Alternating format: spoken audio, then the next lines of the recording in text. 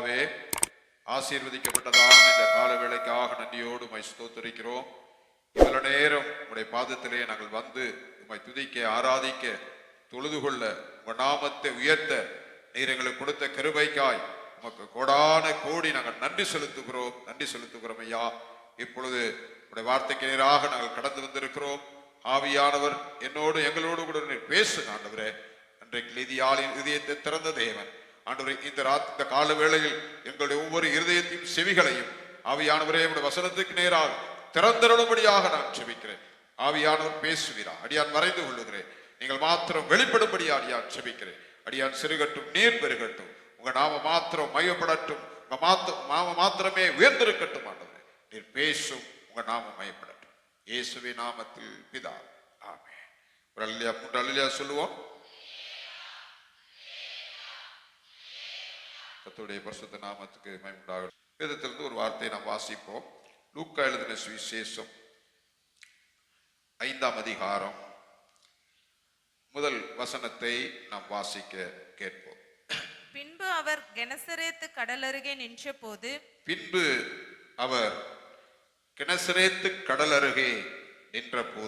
திரளான ஜனங்கள் தேவ வசனத்தை கேட்கும்படி அவரிடத்தில் நெருங்கினார்கள். ஒரு அல்லேலூயா சொல்லுவோமா? ஒரு அல்லேலூயா சொல்லுவோம்.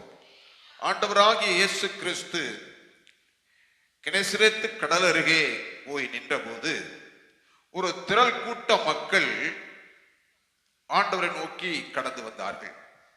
எதற்காக வந்தார்கள் என்றால், அவருடைய வாயிலிருந்து புறப்படுகிற வேத வசனத்தை கேட்கும்படி ஜனங்கள் அவரை நெருக்கினார்களாம். ஒரு இல்லையா சொல்லுங்க, சத்தம் ஒரு இல்லையா சொல்லுங்க. மறுபடியும் அந்த வசனத்தை வாசிங்க. பின்பு அவர் கெனசரேத்து கடலருகே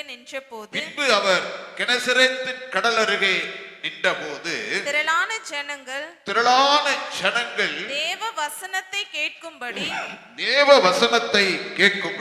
அவரிடத்தில் நெருங்கினார்கள். எதற்காக நெருங்கினார்கள்? கர்த்தருடைய வேத வசனத்தை கேட்கும்படி நெருங்கினார்கள். நீங்கள் இதற்கு வந்திருக்கிறீர்கள் என்பது உங்களுக்கே தெரியாது. ஆனா இந்த ஜனங்கள் கர்த்தருடைய வாயிலிருந்து புறப்படுகிற அந்த வேத வசனங்களை கேட்கும்படியாக திரள் கூட்ட மக்கள் ஆண்டவரை நெருக்கினார்களாம். வேத வசனத்தை கேட்கும்படி, தேவனுடைய வாயிலிருந்து புறப்படுகிற வார்த்தைகளை கேட்கும்படி ஜனங்கள் அந்த கடற்கரையிலே ஆண்டவரிடத்தில் வந்து ஒரு நெருக்கத்தை உண்டாக்கினார்கள். அப்படி என்றால் வேத வசனம் என்ன செய்யும், வேத வசனத்தினால் நமக்கு என்ன உண்டு என்பதை நாம் இந்த காலவேளையில ஒரு சில மணி நிமிடங்கள் நாம் சிந்திக்க போகிறோம். ஒரு வசனத்தை வாசிப்போம். ஏசாயாவின் புஸ்தகம் 55ஆம் அதிகாரம் 11ஆம் வசனம். ஏசாயா 55ஆம் அதிகாரம். என் வாயிலிருந்து புறப்படும் வசனமும் இருக்கும், என் வாயிலிருந்து புறப்படுகிற வசனமும் இருக்கும். அது வெறுமையாய் என்னிடத்தில் திரும்பாமல், என்னிடத்தில் புறப்படுகிற வார்த்தை வெறுமையாய் திரும்பாமல், அது நான் விரும்புகிறதை செய்து நான் அதை அனுப்பின காரியம் ஆகும்படி வாய்க்கும். நான் எதற்காக அந்த வார்த்தையை அனுப்பினேனோ அதை செய்யும்படியாக அந்த வார்த்தை கடந்து போய் நான் சொன்னதை செய்து அந்த வார்த்தை திரும்பி வரும் என்று வேதவசனம் சொல்லுகிறது. ஒருலையா சொல்லுங்க. ஏன் ஜனங்கள் அவரை நெருங்கினார்கள்? கர்த்தருடைய வார்த்தையை கேட்கும்படி. கர்த்தருடைய வார்த்தை என்ன சொல்லுகிறது? என் வாயிலிருந்து புறப்பட்டு போகிற வார்த்தைகள் ஒருபோதும் வெறுமையாய் திரும்பாது. ஒருலையா சொல்லுங்க. நான் சொன்னதை அந்த வார்த்தை செய்து முடித்து தான் அது காரியத்தை வெற்றி பெற்றுதான் அது என்னிடத்தில் திரும்பி வரும் என்று வேதவசனம் சொல்லுகிறது. ஒல்லையா சொல்லுங்க. ஆகவேதான் ஜனங்கள் கர்த்தருடைய வார்த்தை கேட்கும்படி அந்த கடற்கரையில ஆண்டவருடைய வாயிலிருந்து என்ன வார்த்தை வரப்போகுது என்று ஜனங்கள் நெருங்கினார்களாம். கர்த்தருடைய வார்த்தைக்கு என்ன உண்டு? வல்லமை உண்டு. ஒல்லையா சொல்லுங்க. இந்த வார்த்தை ஆண்டவர் சொல்லுகிற காரியத்தை நிறைவேற்றி வருகிறது மாத்திரமல்ல, இந்த வார்த்தை ஒரு மனிதனுடைய வாழ்க்கையை மாற்றக்கூடியதாக இருக்கிறது. அப்போஸ்தலர் நடவடிக்கைகள் 17ஆம் அதிகாரம் 11ஆம் வசனத்தை நீங்கள் வாசிக்கும் பொழுது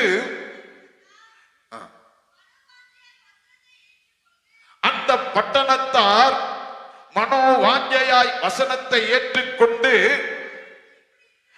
காரியங்கள் இப்படி இருக்கிறதா என்று தினந்தோறும் வேத வாக்கியங்களை ஆராய்ந்து பார்த்ததினால் தெசலோனிக்கே உள்ளவர்களை பார்க்கிலும் நற்குலசாலியாய் மாறினார்கள். ஒரு இல்லையா சொல்லுங்க. வேத வசனத்தை கேட்கும் போது, வேத வசனத்தை படிக்கும் போது, வேத வசனத்தை தியானிக்கும் போது ஒரு மனிதனுடைய சுபாவத்தை மாற்றக்கூடிய வல்லமை இந்த வேத வசனத்துக்கு இருக்கிறது. ஹல்லேலூயா. உன்னை ஒரு நற்குணசாலியாய் மாற்றக்கூடியது, ஒரு நல்ல மனிதனாய், நல்ல சுபாவம் உள்ளவனாய், ஆண்டவருடைய பிள்ளையாய் மாற்றக்கூடிய ஒரே ஒரு ஆயுதம் தேவனுடைய வாயிலிருந்து புறப்படுகிற வல்லமை உள்ள வார்த்தை என்பதை மறந்துடக்கூடாது. ஹல்லேலூயா. நம்முடைய ஜீவியம் ஏன் இதுவரையில மாறல அப்படின்னா, வேத வசனத்தை தியானிக்கல, வேத வசனத்தை படிக்கல, வேத வசனத்தை கேட்கல. ஆனா வேத வசனம் என்ன சொல்லுகிறது? இந்த வேத வசனத்தை படிக்கும் போது நம்ம என்னவா மாற்றுதான்?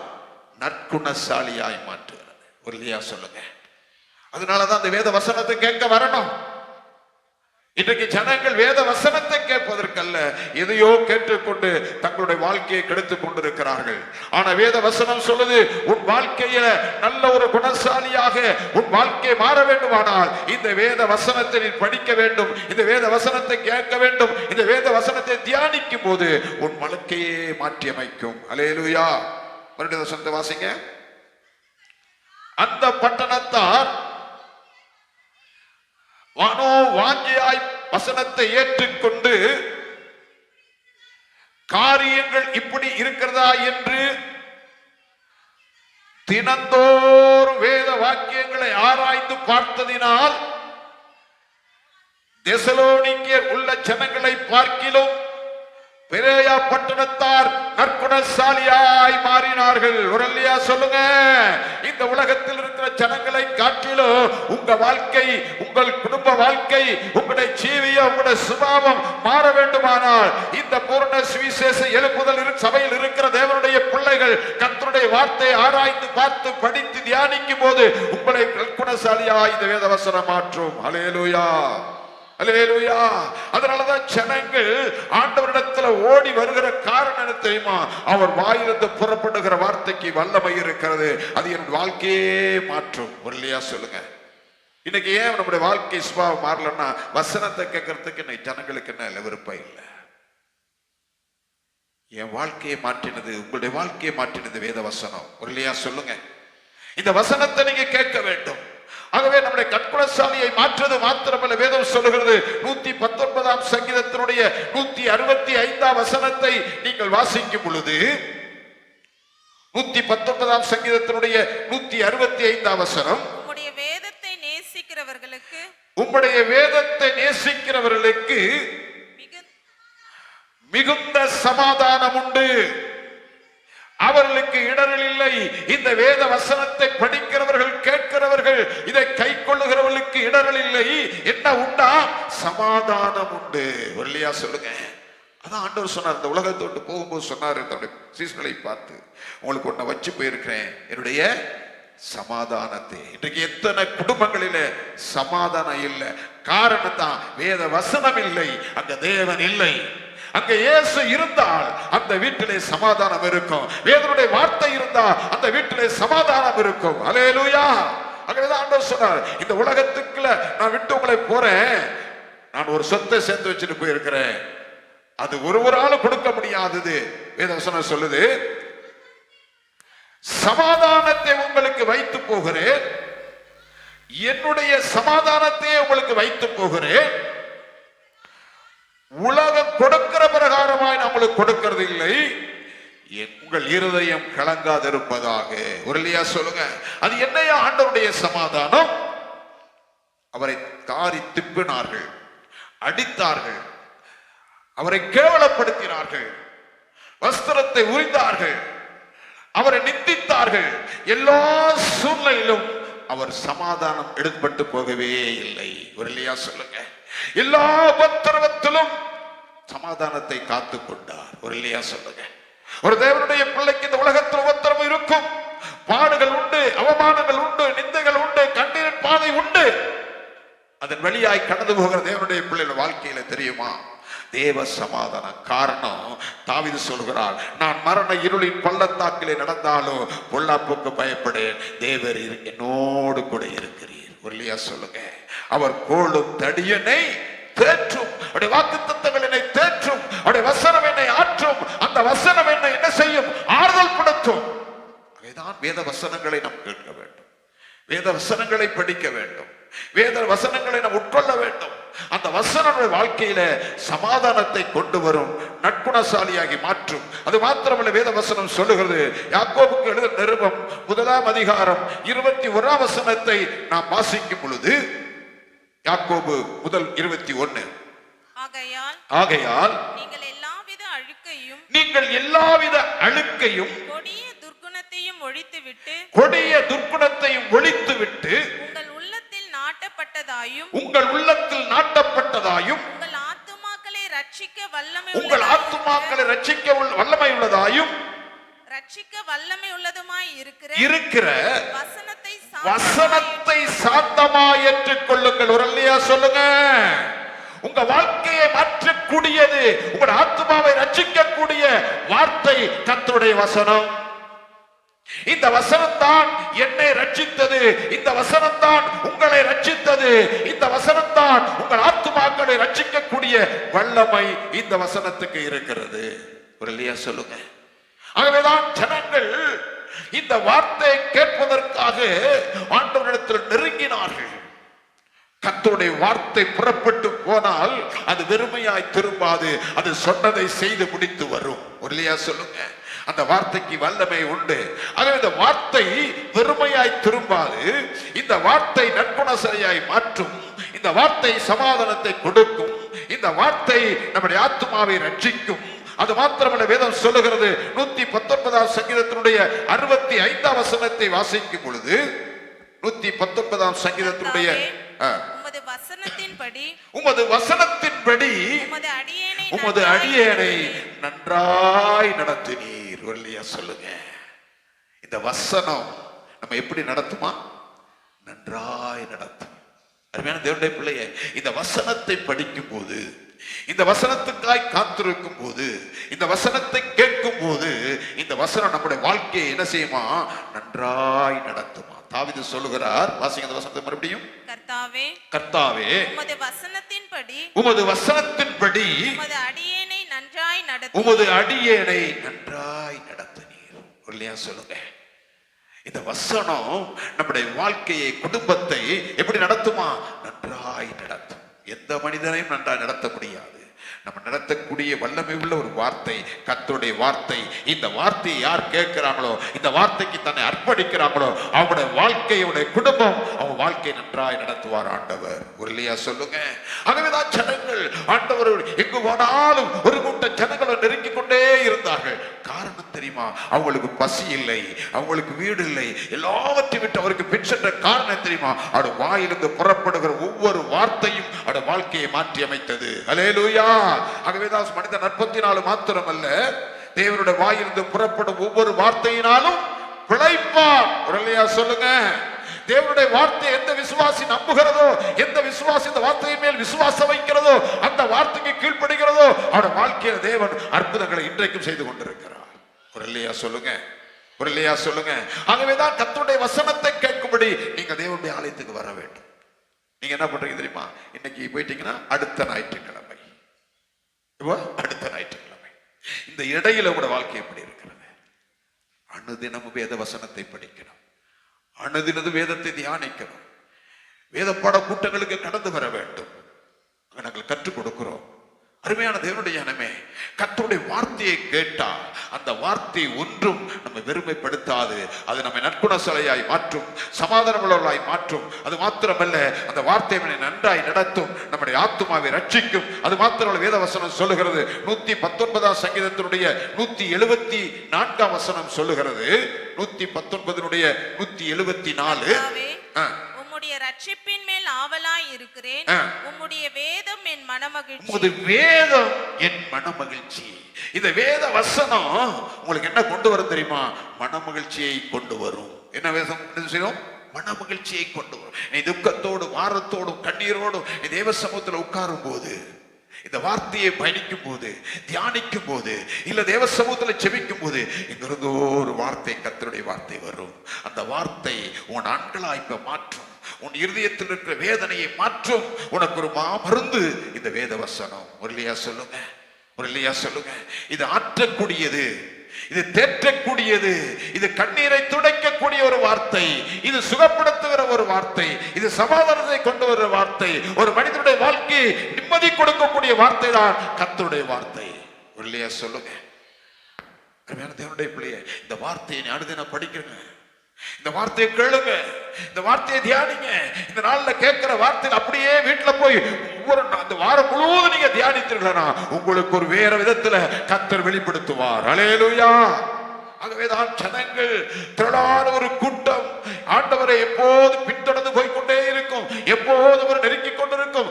காரணம், அவர் வாயிலிருந்து புறப்படுகிற வார்த்தையை கேட்டவுடனே அவர்களுக்கு பசி வராது, அந்த வார்த்தையே அவர்களை நன்றாய் நடத்தும். அல்லேலூயா. அது மாத்திரமல்ல, 119ஆம் சங்கீதத்தினுடைய 147ஆம் வசனம் சொல்லுகிறது, அதிகாலையில் நான் எழுந்து சத்தமிட்டேன், உமது வசனத்துக்கு காத்திருக்கிறேன். அதிகாலையில் ஒரு தேவனுடைய பிள்ளை கர்த்தருடைய வசனத்துக்கு காத்திருக்கணும். தேவனுடைய பிள்ளைகள் வசனத்துக்கு காத்திருக்கும் போது கர்த்தர் வார்த்தை அனுப்புவார். அந்த வார்த்தை உனக்கு கிடைத்த உடனே அந்த வார்த்தை உன் வாழ்க்கையில மகிழ்ச்சியை கொண்டு வரும். எரேமியாவின் புஸ்தகம் 15ஆம் அதிகாரம் 16ஆம் வசனத்தை நீங்க வாசிக்கும் பொழுது, இந்த வார்த்தையை கிடைத்த உடனே நான் அதை உட்கொண்டேன், உம்முடைய வார்த்தைகள் எனக்கு சந்தோஷமும் என் இருதயத்துக்கு மகிழ்ச்சியாய் இருந்தது. இல்லையா சொல்லுங்க. நீங்க சந்தோஷத்துக்கு அலைவீங்க, ஒரு ஆறுதலான வார்த்தைக்காக நீங்க ஏங்கிக் கொண்டிருப்பீங்க. ஒரு ஆறுதல் கணவனிடத்திலிருந்து வராதா, அல்லது மனைவியிடத்திலிருந்து வராதா, அல்லது பிள்ளைகளிடத்திலிருந்து வராதா, அல்லது ஊழியக்காரரிடத்திலிருந்து வராதா? எல்லாம் ஒரு இயக்கங்கள் இருக்கும். ஒரு சில நேரத்தில் வராதுங்க, வராது. உங்கள் அங்கலாய்ப்பு அவர்களுக்கு தெரியாது, உங்க வேதனை அவர்களுக்கு தெரியாது, உங்களை புரிந்து கொள்ள முடியாது. உங்களை எல்லாவற்றையும் புரிந்து கொள்ளுகிறவர் ஒரே ஒருவர், நீங்களும் ஆராதிக்கிற ஆண்டவராகிய இயேசு கிறிஸ்து. அல்லேலூயா. அந்த இயேசுவினிடத்திலிருந்து நமக்கு என்ன வார்த்தை வரும் தெரியுமா? ஒரு சமாதான வார்த்தை வரும். ஆகவேதான் சொல்லுகிறார், வார்த்தை கிடைத்த உடனே அவைகளை உட்கொண்டேன், அந்த வார்த்தைகள் எனக்கு சந்தோஷமும் என் இருதயத்துக்கு எப்படியா இருந்ததா? மகிழ்ச்சியா இருந்தது. இல்லையா சொல்லுங்களேன், இல்லையா சொல்லுங்களேன். இந்த ஞாயிற்றுக்கிழமையிலிருந்து நாங்கள் புலம்ப ஆரம்பிச்சிருவோம், அடுத்த ஞாயிற்றுக்கிழமைக்கு என்ன வார்த்தை கொடுக்கணும்னு சொல்லிட்டு அப்படி புலம்பிக்கொண்டே இருக்கும் போது, அப்படி எதிர்பார்த்து கொண்டே இருக்கும் போது, அங்கலாய்த்து கொண்டே இருக்கும் போது, கர்த்தர் இந்த வாசத்தை அனுப்பும் போது எங்களோட உள்ளம் பூரிக்க ஆரம்பிக்கும். அந்த வார்த்தை தான் உங்களோட என்னோட பேசுகிற வார்த்தை. அல்லேலூயா. என் இருதயத்தை மகிழ்ச்சிக்கு பண்ணுகிற வார்த்தை, சந்தோஷப்படுத்துகிற வார்த்தை, கண்ணீரை துடைக்கிற வார்த்தை, என் நெருக்கத்திலிருந்து விசாலத்தை கொண்டு வருகிற வார்த்தை தான் கர்த்தருடைய வார்த்தை. இந்த வார்த்தையை கேட்கிற தேவ பிள்ளையே, உன் வாழ்க்கையில் எப்பேற்பட்ட நெருக்கமானாலும், எப்பேற்பட்ட கண்ணீரின் பாதையாயிருந்தாலும், எப்பேற்பட்ட சூழ்நிலையாயிருந்தாலும் உனக்கு மகிழ்ச்சியை கொண்டு வருகிற கர்த்தருடைய வார்த்தையை நீ விட்டு விடாதே. அதான் சொல்றார் எரேமியா. வார்த்தை கிடைச்ச உடனே என்னது? உட்கொண்டேன். வார்த்தை கிடைச்ச உடனே உட்கொண்டையா? அது என் இருதயத்துக்கு சந்தோஷமும் அப்புறம் என் ஆத்மாவுக்கு மகிழ்ச்சியுமா இருந்ததா? அப்ப கர்த்தருடைய வார்த்தையை ஜனங்கள் இந்த நாட்களில் கேட்க வேண்டும். இந்த வார்த்தையை இன்னொன்று செய்கிறது. எரேமியாவின் புஸ்தகம், கர்த்தருக்கு ஸ்தோத்திரம், வாசிங்க. எரேமியாவின் புஸ்தகம், சங்கீதம் புஸ்தகம் 37ஆம் அதிகாரம் 11ஆம் வசனம். சங்கீதம் 37:11. சாந்த குணம் உள்ளவர்கள் பூமியை சுதந்தரித்து மிகுந்த சமாதானத்தினால் மனமகிழ்ச்சியாய் இருப்பார்கள். 37:11 சரிதானா? வாசிங்க. சாந்த குணம் உள்ளவர்கள் பூமியை சுதந்தரித்து மிகுந்த சமாதானத்தினால் மனமகிழ்ச்சியாய் இருப்பார்கள். இந்த வசனத்தை வாசிக்கிறவர்கள், கேட்கிற தேவனுடைய பிள்ளைகளுடைய வாழ்க்கையில ஒரு மனமகிழ்ச்சி உண்டாகும், அந்த வாழ்க்கையில் ஒரு சாந்தம் உண்டாகும். ஒரு இல்லையா சொல்லுங்க. ஆகவேதான் கர்த்தருடைய வசனத்தை நாம் கேட்க வேண்டும், கர்த்தருடைய வசனத்தை நாம் படிக்க வேண்டும். இந்த வசனத்தை நாம் தியானிக்கும் போது இந்த வசனம் நம்முடைய வாழ்க்கையில சாந்தத்தையும் மனமகிழ்ச்சி உண்டாக்கும். ஒரு இல்லையா சொல்லுங்க. கர்த்தருக்கு ஸ்தோத்திரம். அருமையான தேவனுடைய பிள்ளையே, கர்த்தருடைய வார்த்தையை நாம் கேட்பதற்கு நம்முடைய உள்ளங்களை திறந்து கொடுக்க வேண்டும். நம்முடைய செவிகளை ஆண்டவருடைய வார்த்தைக்கு நேராக திறந்திருக்க வேண்டும். கர்த்தர் என்னோடு கூட பேசணும், கர்த்தர் இன்றைக்கு என்னோடு கூட பேசணும், கர்த்தர் என்னோடு கூட பேசணும் என்று எந்த தேவ பிள்ளை ஆலயத்துக்குள்ள வருகிறதோ அவருடைய கர்த்தர் பேசுவார். ஒரு இல்லையா சொல்லுங்க. ஒரு இல்லையா சொல்லுங்க. அது மாத்திரமல்ல, இந்த வார்த்தை என்ன செய்கிறது? சங்கீதங்களின் புஸ்தகம் 107 சங்கீதம் 20 வசனத்தை நீங்க வாசிக்கும் பொழுது, அவர் தமது வசனத்தை அனுப்பி அவர்களை குணமாக்கி அழிவுக்கு தப்புவிக்கிறது. இந்த கர்த்தருடைய வார்த்தை என்ன சொல்லுகிறது? முதலாவது, உன்னுடைய வியாதியிலிருந்து உன்னை சுகப்படுத்துகிற வார்த்தை கர்த்தருடைய வார்த்தை. உன் ஆபத்திலிருந்து உன்னை அழிவிலிருந்து தப்புவிக்கிற கர்த்தருடைய வார்த்தை. மறுபடியும் வசனத்தை வாசிங்க. வசனத்தை அனுப்பி அவர்களை குணமாக்கி அவருடைய பிராணனை அழிவுக்கு தப்புவிக்கிறார். கர்த்தருடைய வார்த்தைக்கு வல்லமை உண்டு. கர்த்தருடைய வார்த்தையை விசுவாசிக்கிற தேவனுடைய பிள்ளைகளுடைய வாழ்க்கையில, உன் வாழ்க்கையில் எப்பேற்பட்ட வியாதி பலகீனமா இருந்தாலும் இந்த வார்த்தையின் மேல் விசுவாசத்தை வைக்கும் போது இந்த வார்த்தை உன் வாழ்க்கையில உன்னை சுகப்படுத்தும், உன்னை அழிவிலிருந்து தப்புவிக்கும். ஆகவே இந்த வார்த்தையை நீ அப்படியே விசுவாசிக்க வேண்டும். இந்த வார்த்தை எந்த தேவனுடைய பிள்ளை விசுவாசிக்குதோ, நம்புதோ, அந்த வார்த்தையோட வாழ்க்கையில அற்புதம் செய்யும். ஒருலையா சொல்லுங்க. ஒருலையா சொல்லுங்க. உன் வாழ்க்கையில அற்புதம் செய்யணும்னு சொன்னா கர்த்தருடைய வார்த்தையை கேட்கணும், அதற்கு கீழ்ப்படியணும். இந்த லூக்கா சுவிசேஷம் 5 அதிகாரத்தினுடைய 1, 2, 3, 5 வசனங்களை நீங்க வாசிக்கும் பொழுது அங்க ஒரு காரியம் நடக்கிறது. வாசிங்க. பின்பு அவர் கனசரேத்து கடல் அருகே நின்ற போது திரளான ஜனங்கள் தேவ வசனத்தை கேட்டு, திரளான ஜனங்கள் வேத வசனத்தை கேட்டு அவரிடத்தில் நெருங்கினார்கள். அப்பொழுது கடற்கரையிலே நின்ற 2 படகுகளை கண்டார். மீன் பிடிக்கிறவர்கள் அவைகளை விட்டு இறங்கி வலைகளை அலசிக் கொண்டிருந்தார்கள். அப்பொழுது அந்த படகுகளில் ஒன்றில் ஏறினார். அது சீமோனுடையதாய் இருந்தது. அது கரையிலிருந்து சற்றே தள்ளும்படி அவனை கேட்டுக்கொண்டு அந்த படகில் உட்கார்ந்து ஜனங்களுக்கு போதகம் பண்ணினார். அவர் போதகம் பண்ணி முடித்த பின்பு சீமோனை நோக்கி ஆழத்தில் தள்ளி கொண்டு போய் மீன் பிடிக்கும்படி உங்கள் வலைகளை போடுங்கள் என்றார். அதற்கு சீமோன், ஐயரே, ராம் முழுவதும் நாங்கள் பிரயாசப்பட்டும் ஒன்றும் அகப்படவில்லை. ஆகிலும் கவனிங்க, அவர் சொல்றாரு, ராத்திரியெல்லாம் போய் இந்த சீமோன் வலையை போட்டு பார்த்தான்.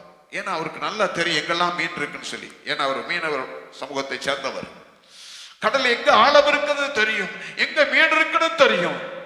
அப்படிப்பட்ட மனிதன் வலையை இரவெல்லாம் போட்டு பார்த்தான், ஒன்றும் கிடைக்கல. மிக துக்கத்தோடு மிக வேதனையோடு வந்து கடல் கரையில வந்து தன்னுடைய வலையை அலசி கொண்டிருக்கிறான். என்ன, இன்றைக்கு நான் வீட்டுக்கு எப்படி வெறுமையா போறது? பிள்ளைகளாம் டீ குடிக்கிறதுக்கு பாலுக்கு எதிர்பார்ப்பாங்களே, கடன் வாங்குற கடைக்காரன் வந்து நிற்பானே, இப்படி யோசிச்சிருப்பான் நான் நினைக்கிறேன். கர்த்தருக்கு ஸ்தோத்திரம். இன்னைக்கு ராத்திரி முழுவதும் அவர் பிரயாசப்பட்டார், ஒன்றே இல்லை. ஆனால் அங்க இயேசு வருகிறார். இயேசு வந்து அந்த கடற்கரையில அவருடைய வார்த்தையை சொல்வதற்கு வந்திருக்கிற போது ஜனங்கள் நெருக்கினார்கள். இந்த கூட்டத்து நெருச்சலில ஆண்டவர் பேச முடியாதபடி அங்கு பார்க்க 2 படகு, ஒன்று இந்த சீமோனுடையதாக இருக்கிறது.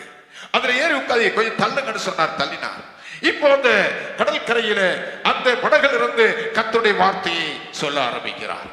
கர்த்தருடைய வார்த்தையை கேட்டு முடிந்த உடனே வந்து அவனை பார்த்து சொல்றாரு, அப்பா, இப்ப நீ உங்களையே போடு. இல்லையா சொல்லுங்க. ஒன்றை கண்டுகொள்ளணும், எந்த தேவ பிள்ளை முதல்ல கர்த்தருக்கு இடம் கொடுக்குதோ அந்த தேவனுடைய பிள்ளை வாழ்க்கையை வெறுமையா விடவே மாட்டார், அநேக ஆசீர்வாதங்களை தருவார். அவன் சொல்றான், ராம் முழுதும் நான் பிரயாசப்பட்டும் ஒன்றும் ஆகிலும் உம்முடைய வார்த்தையின்படி வலையை போடுகிறேன். அந்தப்படியே அவர்கள் செய்து தங்கள் வலை கிழிந்து போகத்தக்கதாக அந்த வலை கிழிந்து போகத்தக்கதாக மிகுதியான மீன்களை பிடித்தார்கள். திரளான மீன்களை பிடித்தார்கள். இல்லையா சொல்லுங்க. எந்த இடத்துல மீன்கள் இல்லை என்று சொன்னாரோ அதே இடத்துல கர்த்தருடைய வார்த்தைக்கு கீழ்ப்படுகிற மீன்கள் எல்லாம் வந்து இந்த சீமோன் பேதுருடைய வலையில சிக்கிக் கொண்டது. இல்லையா சொல்லுங்களேன். அருமையான தேவனுடைய பிள்ளையே, நீ முதலாவது கர்த்தருடைய ராஜ்யத்தையும் நீதியும் தேடு, அப்பொழுது இவைகள் எல்லாம் உங்களுக்கு கூட கொடுக்கப்படும். நீ முதல்ல கர்த்தருடைய வார்த்தையை தேடு, கர்த்தருடைய வார்த்தைக்கு செவி கொடு, கர்த்தருடைய சமூகத்துக்கு வா, அவருக்கு முதலிடம் கொடு. உன் வாழ்க்கையை ஒருபோது வெறுமையை வைக்க மாட்டார், ஒருபோது வெறுமையை வைக்க மாட்டார். இது சத்தியம், இது உண்மை. நீ முதல்ல கர்த்தரை தேடு. நீ கனம் பண்ண வேண்டிய கர்த்தர்.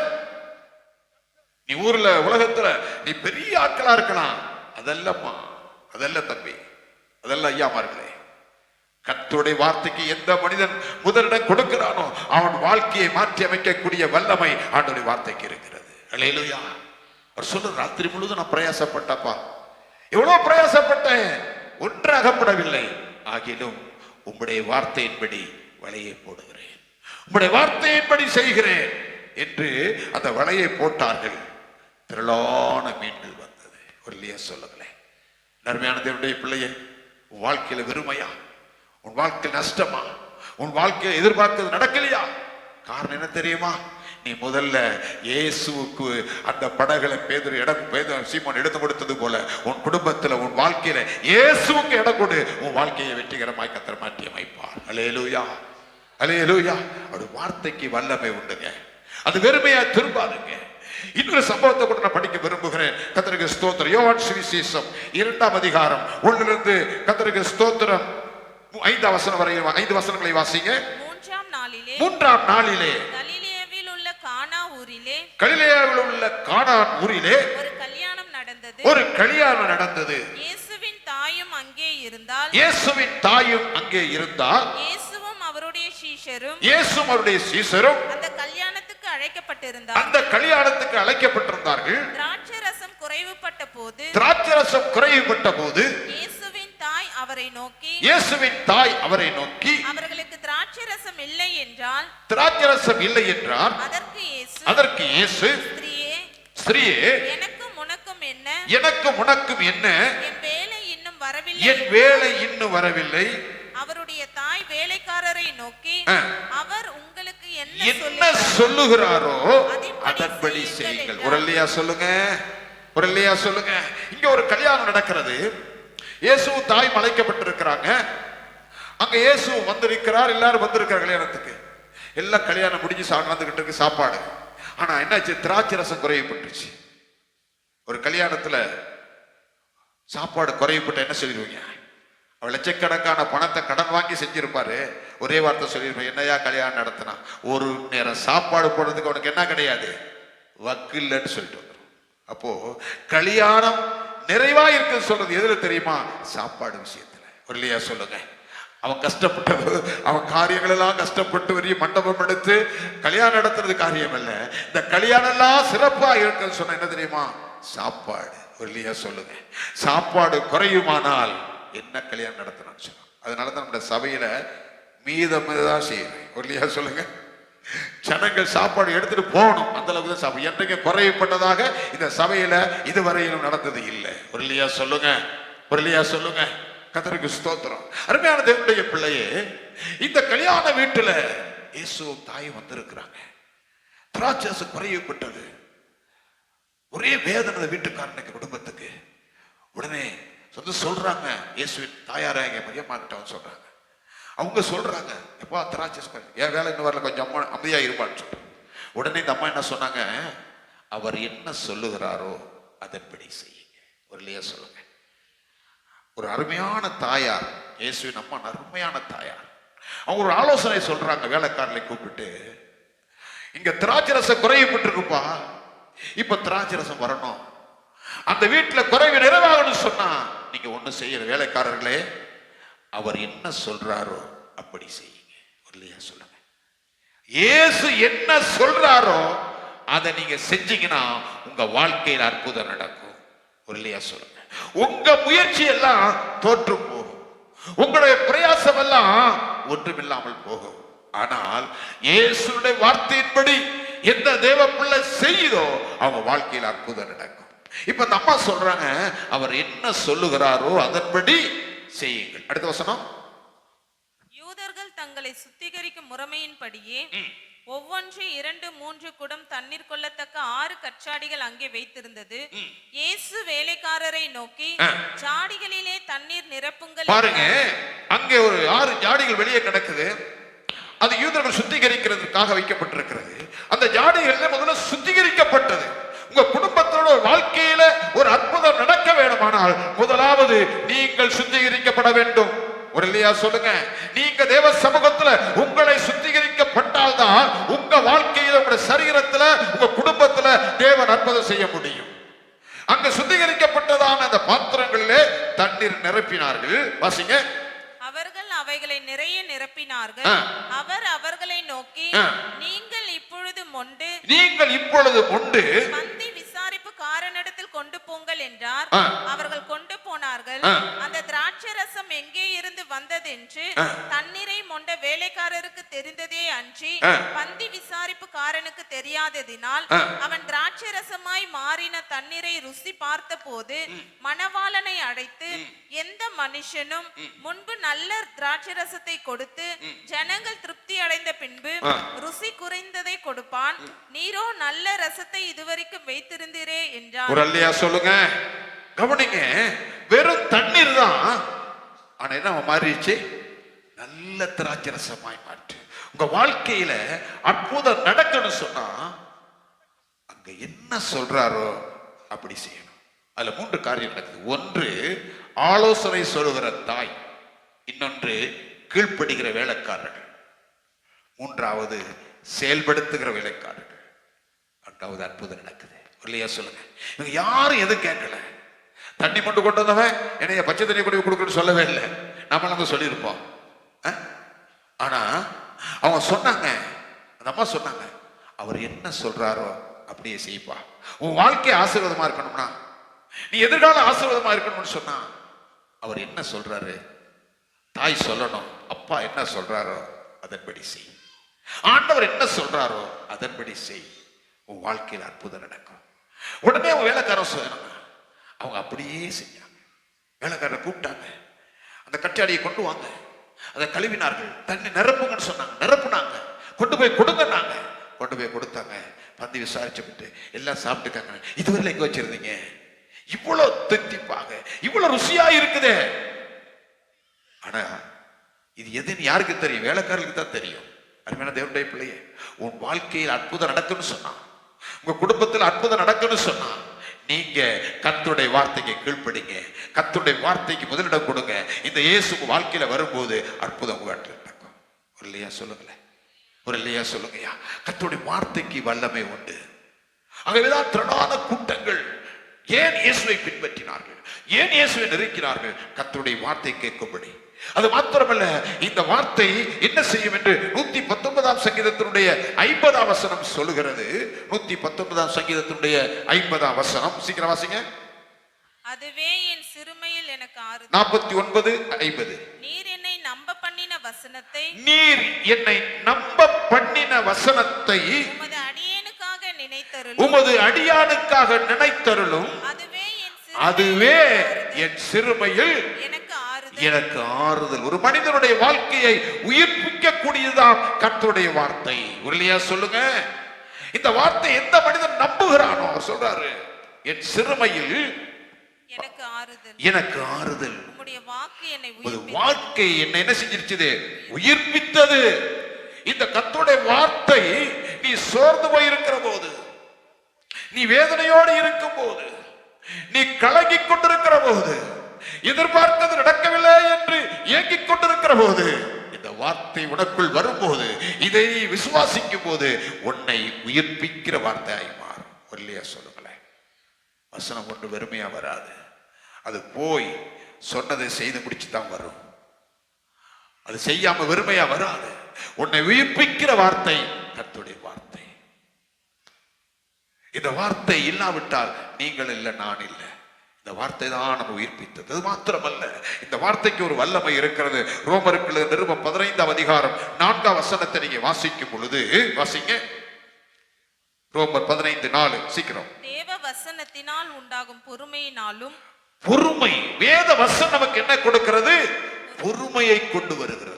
ஒரு தேவனுடைய பிள்ளை அந்த காரியங்களை அவங்க பெற்றுக்கொள்ள வேண்டுமானால், அந்த வாழ்க்கை ஆசீர்வாதமாக இருக்க வேண்டுமானால், அது ஒரு எதிர்பார்க்கிற காரியம் நடக்க வேண்டுமானால், வேத வசனம் நமக்கு என்ன உண்டது? பொறுமையாய் இருந்து சொல்லுது. பொறுமையை உண்டாக்கும். அதே வசனத்தை மறுபடியும் வாசிங்க. தேவ வசனத்தினால் உண்டாகும் பொறுமையினாலும் ஆறுதலினாலும் நாம் நம்பிக்கை உள்ளவர்கள் ஆகும்படிக்கு முன்பு எழுதி இருக்கிறவைகள் எல்லாம் நமக்கு போதனையா எழுதியிருக்கிறது. ஒருலையா சொல்லுங்க. இந்த வசனம் பொறுமையை கொடுக்கும். இந்த வசனம் ஆறுதல் படுத்தும். ஒரு மனிதன் என்ன உண்டாக்குறது? பொறுமையை கொடுக்கிறது, ஆறுதல் படுத்துகிறது. ஆகவேதான் இந்த வேத வசனத்தை கேட்கணும், வேத வசனத்தை நாம் படிக்கணும்.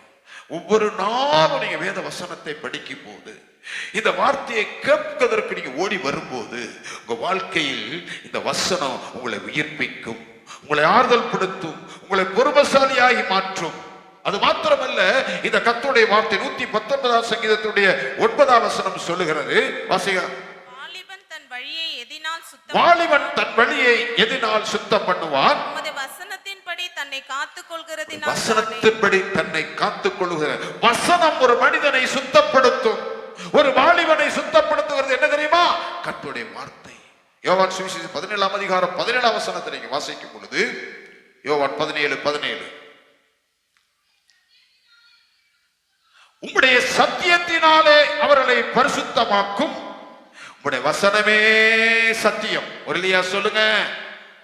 ஒரு மனிதனுடைய வாழ்க்கையை மாற்றக்கூடியது, அவனை பரிசுத்தப்படுத்தக்கூடியது, அவன் வாழ்க்கையில ஒரு ஒளிவிளக்காய் வரக்கூடியது என்ன தெரியுமா? கர்த்தருடைய வார்த்தை. இந்த வசனத்தை எந்த தேவப்பிள்ளை கேட்குதோ அந்த தேவப்பிள்ளை வாழ்க்கையை மாற்றி அமைக்கக்கூடியதுதான், அவனை பரிசுத்தவனாய் மாற்றக்கூடியதான், பரிசுத்தவாய் மாற்றக்கூடியதான் கர்த்தருடைய வார்த்தை. ஒருலையா சொல்லுங்க. அது மாத்திரமல்ல, இந்த வேத வசனம் சொல்லுகிறது, பிலிப்பியர்கள் நிருபம் 2ஆம் அதிகாரம் 14ஆம் வசனம் சொல்லுகிறது. பிலிப்பியர் 2:14, நான் வீணாக ஓடினதும் வீணாக பிரயாசப்பட்டதும் இல்லை என்கிற மகிழ்ச்சி கிறிஸ்துவின் நாளில் எனக்கு உண்டாயிருப்பதற்கு ஜீவ வசனத்தை பிடித்துக்கொண்டு உலகத்திலே சுடர்களைப் போல பிரகாசிக்கிற நீங்கள் உங்களை பிரகாசிக்க வைக்கக்கூடிய வார்த்தை தான் கர்த்தருடைய வார்த்தை. ஒருலையா சொல்லுங்க. ஜீவ வசனம். இந்த ஜீவ வசனத்தை பிடித்துக்கொண்டு உலகத்திலே சுடர்களைப் போல பிரகாசிக்கிற நீங்கள், உங்கள் வாழ்க்கையை பிரகாசிக்க வைக்கக்கூடியதுதான் கர்த்தருடைய வார்த்தை. அந்த வார்த்தை சொல்லுகிறது, பிரகாசிக்கிற நீங்கள் கோணலும் மாறுபாடான சந்ததியின் நடுவிலே குற்றமற்றவர்களும் கபடற்றவர்களும் தேவனுடைய மாசற்ற பிள்ளைகளாக இருக்கும்படி செய்கிறது கர்த்தருடைய வார்த்தை. ஒருலையா சொல்லுங்க. ஆகவே இந்த வசனத்தை நீங்க பிடித்துக் கொள்ளணும், இந்த வசனத்தை கேட்கணும், இந்த வசனத்தை படிக்கணும், இந்த வசனத்தை தியானிக்கணும். இந்த வசனம் உங்க வாழ்க்கையில அற்புதத்தை செய்யும். எத்தனை பேர் இந்த வசனத்தை கேட்க வர்றீங்க? எத்தனை பேர் இந்த வசனத்துக்கு உங்களை செவி கொடுக்கிறீங்க? சொல்றேன் பாருங்க. மத்தேயு எழுதின சுவிசேஷம் 8ஆம் அதிகாரம் 5ஆம் வசனத்திலிருந்து ஒரு சில வசனங்களை தெரிந்து வாசிங்க. இயேசு கபர்நகூமில் பிரவேசித்த போது நூற்றுக்கு அதிபதி ஒருவன்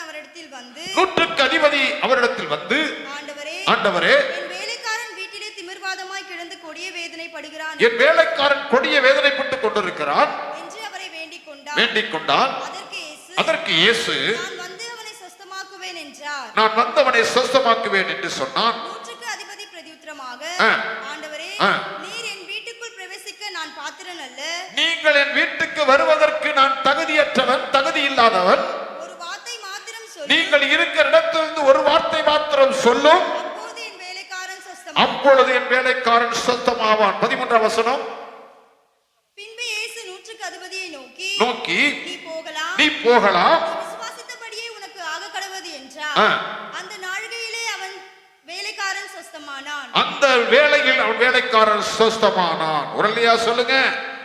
அந்த நூற்றுக்கு அதிபதி சொல்லுகிறான், இயேசுவே, நீங்கள் என்னுடைய வீட்டுக்கு வருவதற்கு நான் தகுதி இல்லப்பா, நான் ஒரு பரிசுத்தவான் அல்ல. ஆனா ஒண்ணு செய்யுங்கப்பா, உங்க வார்த்தைக்கு வல்லம் இருக்குது, ஒரு வார்த்தை சொல்லுங்க, ஒரு வார்த்தை சொல்லுங்க. அட சொல்லி போலாம் போனா வீட்டுல இருந்து ஆள் வருது, உன் வேலைக்காரன் சுரமாயிருக்கிறான். ஒரு இல்லையா சொல்லுங்க, ஒரு இல்லையா சொல்லுங்க. அந்த வசனத்தை நம்பி போனான், அந்த வசனத்தின் மேல் விசுவாசம் வைத்தான். அந்த வசனத்தை சொல்லுகிறவர் யார்? அந்த சராசரங்களை படைத்த சர்வ வல்லமுள்ள தேவன் என்பதை அறிந்தபடியினால் ஒரு வார்த்தை சொல்லுங்க சொன்னார். வேலைக்காரன் சுரமாயிட்டான். அருமையான தேவனுடைய பிள்ளையே, இந்த கால வேளையில நீங்கள் நானும் கர்த்தருடைய வார்த்தை கேட்க வர வேண்டும், கர்த்தருடைய வார்த்தையை தியானிக்க வேண்டும், கர்த்தருடைய வார்த்தைக்கு கீழ்ப்படிய வேண்டும். அந்த வார்த்தை நம்முடைய வாழ்க்கையில அற்புதங்களை செய்யும். அந்த வார்த்தையின் மூலமாய் நம்முடைய வாழ்க்கையை கர்த்தர் மாற்றி அமைப்பார். இந்த வார்த்தை உங்களை ஆறுதல் படுத்தும், இந்த வார்த்தை உங்களை தைரியப்படுத்தும், இந்த வார்த்தை உங்களுடைய கண்ணீரை துடைக்கும், இந்த வார்த்தை உங்களை சுத்தவனாக பரிசுத்தவனாக மாற்றும், இந்த வார்த்தை உங்களை நித்தியத்தில் கொண்டு போய் சேர்க்கும். ஒல்லியா சொல்லுங்க. கடைசியாக நான் ஒன்று சொல்லி முடிக்கிறேன். கர்த்தர் மார்க் எழுதின சுவிசேஷம் 2ஆம் அதிகாரம் 1-2 வசனங்களை வாசிங்க. மார்க் எழுதின சுவிசேஷம் 2ஆம் அதிகாரம். சில நாட்களுக்கு பின்பு அவர் மறுபடியும் கப்பர் நகுமுக்கு போனார். அவர் வீட்டில் இருக்கிறார் என்று ஜனங்கள் கேள்விப்பட்டு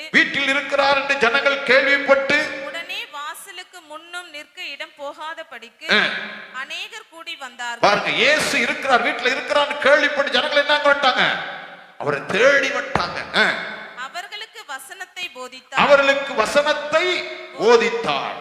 அப்பொழுது 4 பேர் ஒரு திமிர்வாதக்காரனை சுமந்து கொண்டு அவரிடத்தில் வந்தார்கள். ஜன கூட்டத்தின் நிமித்தம் அவருக்கு சமீபமாய் சேரக்கூடாமல் அவர் இருந்த வீட்டின் மேற்கூரையை பிரித்து திறப்பாக்கி திமிர்வாதக்காரன் கிடக்கிற படுக்கையை இறக்கினார்கள். இயேசு அவர்களுடைய விசுவாசத்தை கண்டு திமிர்வாதக்காரனை நோக்கி மகனே உன் பாவங்கள் உனக்கு மன்னிக்கப்பட்டது என்றார். அங்கே உட்கார்ந்திருந்த வேதபாரகரில் சிலர், இவன் இப்படி தேவ தூஷணம் சொல்லுகிறது என்ன? தேவன் ஒருவரே அன்றி பாவங்களை மன்னிக்கத்தக்கவர் யார் என்று தங்கள் இருதயங்களில் சிந்தித்துக் கொண்டிருந்தார்கள். அவர்கள் தங்களுக்குள்ளே இப்படி சிந்திக்கிறார்கள் என்று இயேசு உடனே தம்முடைய ஆவியில் அறிந்து அவர்களை நோக்கி, நீங்கள் உங்கள் இருதயங்களில் இப்படி சிந்திக்கிறது என்ன? உன் பாவங்கள் உனக்கு மன்னிக்கப்பட்டது என்று சொல்வதோ எழுந்து உன் படுக்கையை எடுத்துக்கொண்டு நடவென்று சொல்வதோ எது எழுதி? பூமியிலே பாவங்களை மன்னிக்க மனுஷகுமாரனுக்கு மனுஷகுமாரனுக்கு அதிகாரம் உண்டு என்பதை நீங்கள் அறிய வேண்டும் என்று சொல்லி திமிர்வாதக்காரனை நோக்கி நீ எழுந்து படுக்கை எடுத்துக்கொண்டு உன் வீட்டுக்கு போ என்று உனக்கு சொல்லுகிறேன் என்றார். உடனே அவன் எழுந்து எடுத்துக்கொண்டு எல்லாருக்கும் முன்பாக நடந்து போனான். ஒரு இல்லையா சொல்லுங்க. ஒரு வார்த்தை சொன்னார், எழுந்து புறப்பட்டு போ. எழுந்தான், புறப்பட்டு வீட்டுக்கு போனான். அருமையான தேவனுடைய பிள்ளையே, கர்த்தருடைய வார்த்தைக்கு வல்லமை இருக்கு. ஒருவேளை இந்த கால வேளையில விளையினத்தான் வந்திருக்கலாம், சோர்வா வந்திருக்கலாம், ஆறுதல் இல்லாமல் வந்திருக்கலாம், வேதனையோட வந்திருக்கலாம். இந்த வார்த்தையை விசுவாசிங்க. உங்க வாழ்க்கையிலே பேர்பட்ட பிரச்சனையா இருந்தாலும் இந்த வார்த்தையை நம்பி போங்க. இந்த வார்த்தை உங்களுடைய வாழ்க்கையில அற்புதம் செய்யும். இந்த வார்த்தை ஒன்று வெறுமையா வராது. ஏசாயா 55ஆம் அதிகாரத்துடைய அந்த வசனத்தை நாம் வாசித்திருவோம். கர்த்தருக்கு ஸ்தோத்திரம். ஏசாயா 55:11. அப்படியே என் வாயிலிருந்து புறப்படும் வசனமும் இருக்கும். அது வெறுமையா என்னிடத்திற்கு திரும்பாமல் அது நான் விரும்புகிறதை செய்து, அது இந்த வார்த்தை நான் விரும்புகிறதை செய்து, நான் அதை அனுப்பின காரியம் ஆகும்படி வாய்க்கும். நான் அதை அனுப்பின காரியத்தை செய்யும்படி வாய்க்கும். நான் சொன்னதை செய்கிறதா கர்த்தருடைய வார்த்தை. இல்லையா சொல்லுங்க. இந்த வார்த்தை வெறுமையா வரவே வராது. என கர்த்தர் கொடுத்தார் 1991ஆம் வருஷத்துல உன் புலம்பலை ஆனந்த களிப்பாக மாற பண்ணுவேன் என்று வார்த்தை கொடுத்தார். கர்த்தர் அப்படியே செய்தார்.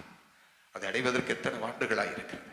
அருமையான தேவனுடைய பிள்ளையே, கர்த்தருடைய வார்த்தையை எந்த தேவ பிள்ளை நம்புகிறதோ, எந்த தேவ பிள்ளை கர்த்தருடைய வார்த்தையை தியானிக்குதோ, எந்த கர்த்தருடைய பிள்ளை கர்த்தருடைய வார்த்தையை கேட்பதற்கு ஆண்டவரிடத்தில் ஓடி வருகிறதோ, அந்த பிள்ளையுடைய வாழ்க்கையில தேவன் அற்புதம் செய்வார்.